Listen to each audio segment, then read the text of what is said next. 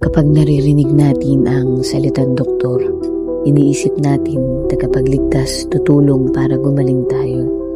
Pero paano kung ang doktor mo, siya rin pala ang papatay sa'yo? Ito ang madilim na kwento ni Dr. Harold Shipman, ang lalaking inakala ng lahat na isang mabait na manggagamot. Pero sa katotohanan, isa siyang pinakamatinding serial killer sa kasaysayan ng Britain. Si Harold Frederick Shipman ay isinilang noong 1946 sa Nottingham, England. Lumaki siyang matalino, mabait at malapit sa kanyang ina. Ngunit nang namatay ito dahil sa cancer, nakita niya kung paano napapawi ang sakit gamit ang morphine, isang malakas na gamot pampamanhid. Mula noon, tila nabighani siya sa ideya ng kamatayang mapayapa. Pagkatapos ng kanyang medisina, naging doktor si Shipman. Sa una, walang nakapansin sa kanya. Palakaibigan siya, mabait sa mga pasyente at laging handang tumulong, lalo na sa mga matatandang babae. Pero habang tumatagal, may mga napapansin sa kanya. Ang daming namamatay sa kanyang klinika. Lahat halos ay matatanda. Lahat ay namatay sa katahimikan. Lahat tila natural cause. Pero may kakaiba. Karamihan ay kaka-check up pa lang. May ilan pa malakas at nakangiti pa ng huling nakita. Pero ilang oras lang ang lumipas, patay na.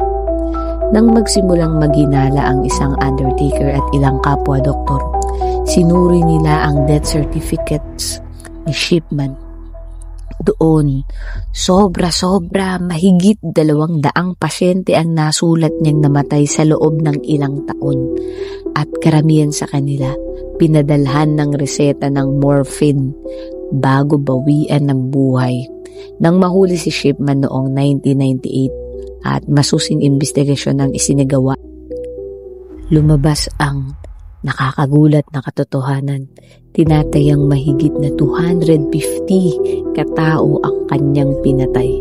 Walang motibong pera, hindi rin sexual, hindi rin siya baliw.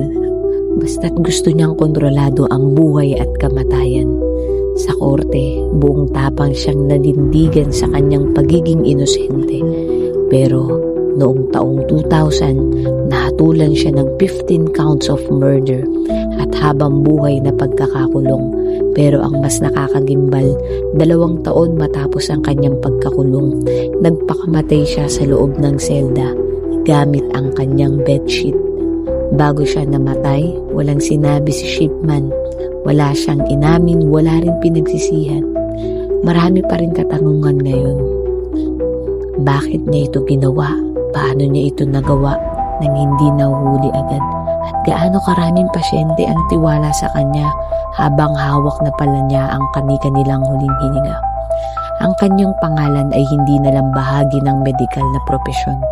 Si Dr. Harold Shipman ay naging simbolo ng isang masakit na katotohanan. Hindi lahat ng nakaputi ay tagapagligtas. Minsan sila rin ang pumapatay.